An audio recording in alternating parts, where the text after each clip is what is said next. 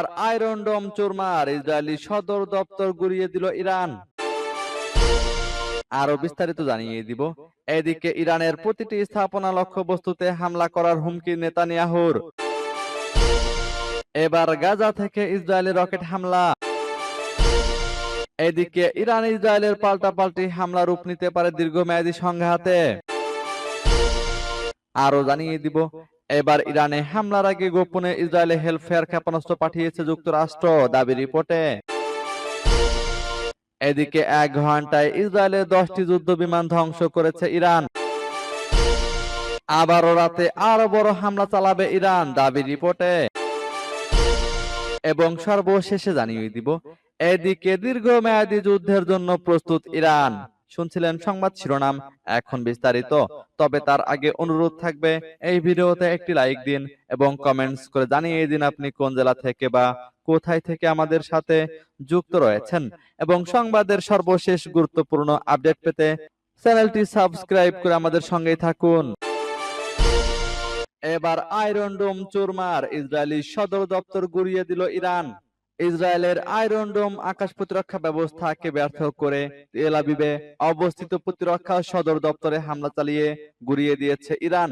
24 ঘন্টার মধ্যে ইরানে দফায় দফায় ইসরায়েলি বিমান হামলার পর তেহরানের এই প্রতিশোধমূলক পদক্ষেপ শুরু হয়। খবর এনডিটিভির। ইসরায়েলের সর্বাধুনিক আকাশ প্রতিরক্ষা ব্যবস্থার নাম আয়রন ডোম। মূলত এটা এমন এক ধরনের ক্ষেপণাস্ত্র ব্যবস্থা যা লক্ষ্যবস্তুতে আঘাত হানার আগেই শত্রুর ক্ষেপণাস্ত্রকে আকাশেই ধ্বংস করতে সক্ষম। বড় ক্ষেপণাস্ত্র তো বটেই, ক্ষুদ্র রকেটও ধ্বংস করে দেয় ইসরায়েলের আয়রন ডোম। ইহুদিদের কাছে তাদের এই আয়রন ডোম জাতীয় নিরাপত্তা আর গৌরবের প্রতীক। ইসরায়েলের সেই গর্বকে এবার চূর্ণ করে দিল ইরান। সংবাদ মাধ্যম দ্য টাইমসের যাচাই করা একটি ভিডিওতে দেখা গেছে, তেল আবিবের একেবারে কেন্দ্রস্থলে আঘাত হানে ইরানের ক্ষেপণাস্ত্র, যেখানে ইসরায়েলি প্রতিরক্ষা বাহিনীর সদর দপ্তর সহ বেশ কয়েকটি সামরিক স্থাপনা অবস্থিত। এই ভিডিও ছড়িয়ে পড়েছে সামাজিক যোগাযোগ মাধ্যমে। এদিকে ইরানের প্রতিটি স্থাপনা লক্ষ্যবস্তুতে হামলা করার হুমকি নেতানিয়াহুর। ইসরায়েলের প্রধানমন্ত্রী বেনিয়ামিন নেতানিয়াহু হুমকি দিয়ে বলেছেন, ইরানের ক্ষমতাসীন শাসক গোষ্ঠীর প্রতিটি স্থাপনা ও লক্ষ্যবস্তুতে হামলা চালাবে ইসরায়েল।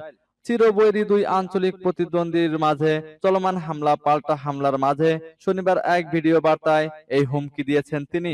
নেতানিয়াহু বলেছেন, আপনারা খুব শিগগিরই তেহরানের আকাশে ইসরায়েলি যুদ্ধ বিমান উড়তে দেখবেন। ইসরায়েলি বিমান বাহিনীর সাহসী পাইলটরা অভিযান চালাচ্ছেন। ইরানকে সতর্ক করে দিয়ে তিনি বলেন, আমরা আয়াতুল্লাহর শাসন ব্যবস্থার প্রতিটি স্থাপনা ও লক্ষ্যবস্তুর উপর আঘাত হানব। ইরানের পারমাণবিক ও ব্যালিস্টিক ক্ষেপণাস্ত্র সক্ষমতার হুমকি দূর করাই ইসরায়েলের উদ্দেশ্য বলে দাবি করেছেন নেতানিয়াহু। তিনি বলেন, ইসরায়েল ইতোমধ্যেই ইরানের প্রধান পারমাণবিক স্থাপনার গুরুতর ক্ষতি সাধন করেছে। নেতানিয়াহু বলেন, আমরা ইরানের ইউরেনিয়াম সমৃদ্ধকরণ কেন্দ্র, যেটি বোমা তৈরির জন্য অত্যন্ত গুরুত্বপূর্ণ, সেটি গুড়িয়ে দিয়েছি। ইসরায়েলি এই প্রধানমন্ত্রী বলেন, আমরা সেই বিজ্ঞানীদের উপর হামলা চালিয়েছি যারা এসব প্রকল্পের নেতৃত্ব দিচ্ছিলেন। এতে ইরানকে দীর্ঘদিন পিছিয়ে যেতে হবে, সম্ভবত অনেক বছরের জন্য। সূত্র সিএনএন এর। এবার গাজা থেকে ইসরায়েলের রকেট হামলা। ইরান ও ইসরায়েলের মধ্যে তীব্র হামলা পাল্টা হামলার পর উত্তেজনাকর পরিস্থিতির মধ্যে গাজা থেকে ইসরায়েলের দিকে রকেট হামলা চালানো হয়েছে। শনিবার সকালে স্থানীয় সময় প্রায় 10:15টার দিকে গাজার আশেপাশে সতর্কতা জারি করে ইসরায়েলি সেনাবাহিনী। ইসরায়েলি সেনাবাহিনীর বরাতে আন্তর্জাতিক সংবাদ মাধ্যমগুলো জানায়, ওই সময় দুটি রকেট খোলা একটি জায়গায় পড়েছে। এতে কোনো হতাহতের ঘটনা ঘটেনি। এই হামলার প্রতিক্রিয়ায় ফিলিস্তিনের স্বাধীনতাকামী সংগঠন হামাস ইরানের পক্ষ নিয়ে বক্তব্য দিয়েছে। হামাসের রাজনৈতিক ব্যুরোর সদস্য ইজ্জাত আল রিশেক বলেছেন, ইরান প্রমাণ করেছে আগ্রাসনে জবাব দিতে জানে এবং কেউ আগ্রাসন চালিয়ে বিনা শাস্তিতে পার পায় না। তিনি আরো বলেন, ইসরায়েলের প্রতিরক্ষা ব্যবস্থা নিয়ে যত উচ্চ ধারণায় থাকুক না কেন, ডজন ডজন ক্ষেপণাস্ত্র ও ড্রোন সফলভাবে ভেতরে প্রবেশ করে লক্ষ্যভেদ করেছে। ইরান একটি স্পষ্ট বার্তা দিয়েছে, যেই হামলা করবে তাকে এর মূল্য চুকাতে হবে। সূত্র আল জাজিরার। এদিকে ইরান ইসরায়েলের পাল্টাপাল্টি হামলা রূপ নিতে পারে দীর্ঘমেয়াদী সংঘাতে, দাবি রিপোর্টে। ইরান ইসরায়েল পাল্টাপাল্টি হামলা ঘিরে উত্তেজনা বেড়েছে। ইসরায়েলের বিরুদ্ধে হামলা চালিয়ে যাওয়ার হুঁশিয়ারি দিয়েছে তেহরান। একই হুমকি দিয়েছে ইসরায়েলও। দেশটির প্রতিরক্ষা মন্ত্রী বলেছেন, ক্ষেপণাস্ত্র হামলা চলতে থাকলে তেহরানকে জ্বালিয়ে দেওয়া হবে। এমন পরিস্থিতিতে দুই দেশ দীর্ঘমেয়াদী সংঘাতে জড়িয়ে পড়তে পারে বলে আশঙ্কা করছেন বিশ্লেষকদের অনেকে। এই সংঘাতের শুরু বৃহস্পতিবার দিবাগত রাতে ইরানে ইসরায়েলের অপারেশন রাইজিং লায়ন নামের অভিযানের মধ্য দিয়ে। ওই রাতে ইরানের পারমাণবিক ও ক্ষেপণাস্ত্র স্থাপনায় হামলা চালানো হয়। বৃহস্পতিবার রাতের হামলার পর শুক্র ও শনিবারও ইরানের বিভিন্ন স্থানে হামলা চালিয়েছে ইসরায়েল। এতে নিহত হন ইরানের শীর্ষ সামরিক কর্মকর্তা, পরমাণু বিজ্ঞানী সহ ৭৮ জন। শনিবার রাতেও ইরানের বিভিন্ন স্থানে ইসরায়েলের হামলা চলছে। ইসরায়েলের হামলার কড়া জবাব দেওয়ার হুমকি দিয়েছিলেন ইরানের সর্বোচ্চ নেতা আয়াতুল্লাহ আলী খামেনি সহ বিভিন্ন কর্মকর্তা। পর শুক্রবার রাতে ইসরায়েলের তেল আবিব ও জেরুজালেমে ক্ষেপণাস্ত্র এবং রকেট হামলা চালায় ইরানের ইসলামী বিপ্লবী গার্ড কোর। এই হামলায় বিধ্বস্ত হয় বেশ কয়েকটি ভবন।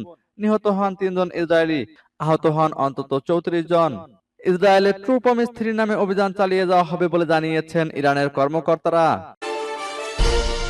ইরানে হামলার আগে গোপনে ইসরায়েলে হেলফেয়ার ক্ষেপণাস্ত্র পাঠিয়েছে যুক্তরাষ্ট্র, দাবি রিপোর্টে। ইরানে শুক্রবার নজিরবিহীন হামলার আগে ইসরায়েলকে চুপিসারে কয়েকশো অত্যাধুনিক হেলফেয়ার ক্ষেপণাস্ত্র সরবরাহ করেছে যুক্তরাষ্ট্র। মিডল ইস্ট আইয়ের অনুসন্ধানে এ তথ্য উঠে এসেছে। আগে থেকে বড় পরিসরে অস্ত্র ও গোলাবারুদ মজুত করছে ইসরায়েল। এরই অংশ হিসেবে ইরান হামলার কয়েকদিন আগে মঙ্গলবার যুক্তরাষ্ট্র গোপনে ইসরায়েলে প্রায় ৩০০টি হেলফেয়ার ক্ষেপণাস্ত্র পাঠায়।